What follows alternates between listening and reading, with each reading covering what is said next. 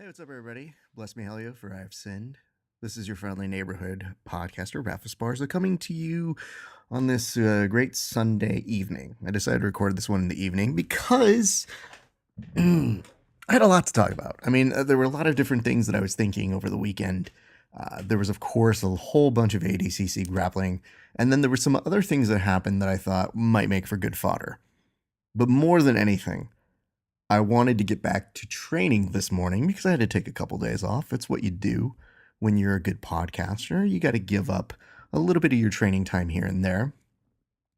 And one of the things that I thought that was really interesting about today was that my good friend, Mike Frosto, incomparable in many ways, he was somebody who looked at me, and at the end of the day for wrestling, a class that he taught today, he looks at me and he says, "Hey, Raf, you looked a little rough today. How are you feeling?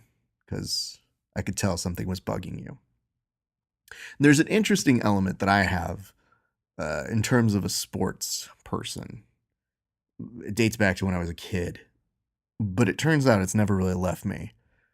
When I first started playing sports, you guys know me as somebody who will crack jokes and be silly and not take myself very seriously. However, all of that changes whenever I'm playing sports for some reason. I can't really explain it.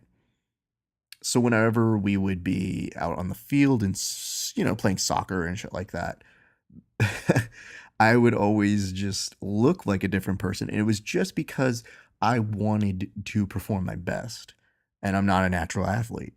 So I would make sure that at least, even if I wasn't contributing to the team, I wouldn't be misplacing it as a time to go ahead and make dumb jokes or be stupid.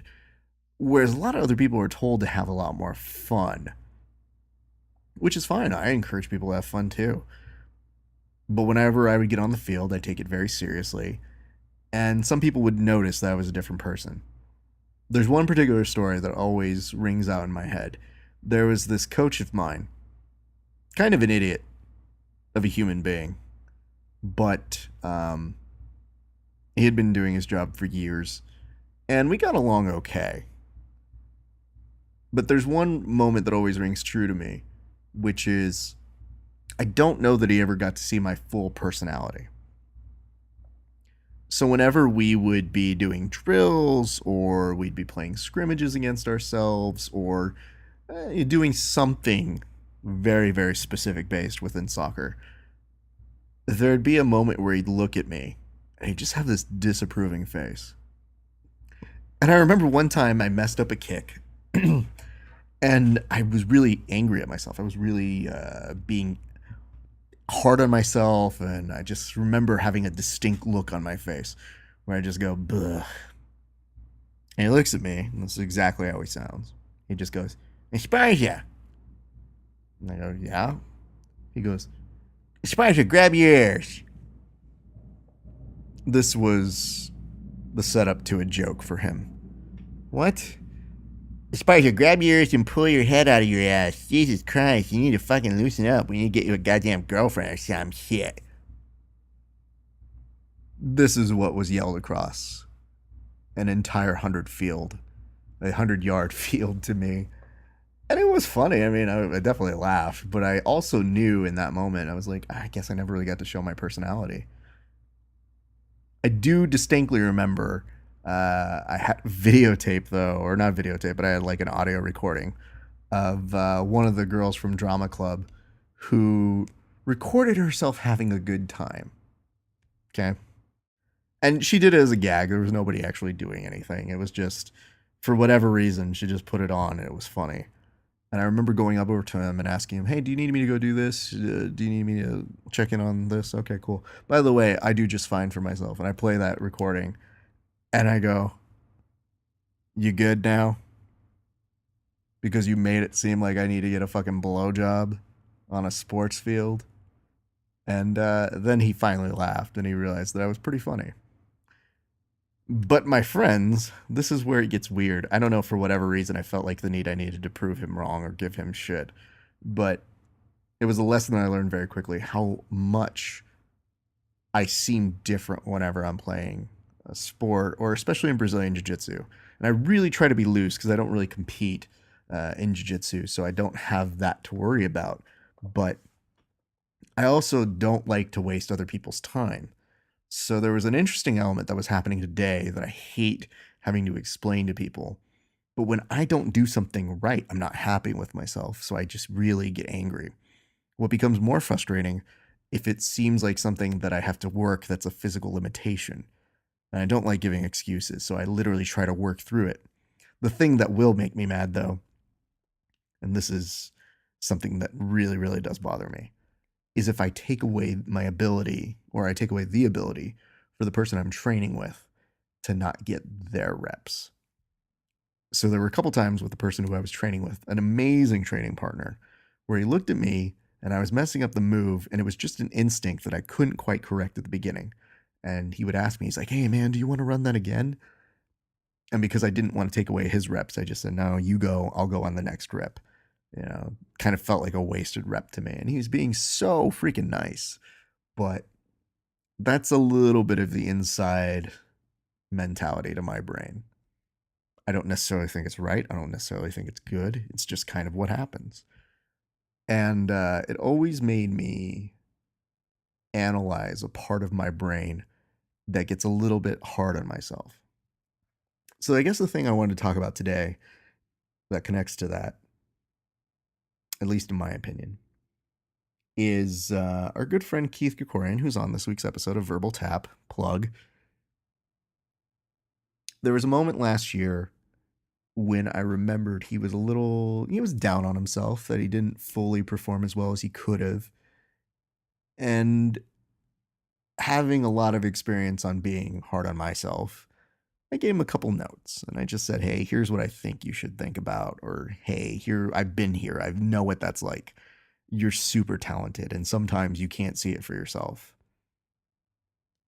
And it's part of the reason why when athletes are so hard on themselves and they say they suck or they get blinded by not getting the desired result they want, they go a little crazy. And I thought that the one way I've tried to correct it for myself is always being very honest with the athletes and trying to be a good sounding board. Don't let them get away with being too easy on themselves, but don't let them be too hard on themselves. And, that kid, he put in the work. He went out there, he racked up 67, 68 wins in about 11 months' time, traveling every opportunity he could. And that's just a testament to his drive. At the time, all I could do was just give him a little nudge and say a few nice things to him.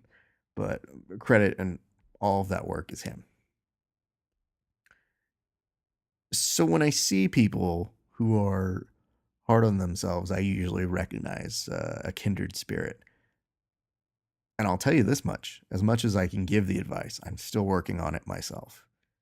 And it's something that is very funny to me, that even on a micro level, when I go to a class and I hear one of my homies who knows me very well looking at me and saying, "Yeah, you don't look like yourself. You look like you're pretty there."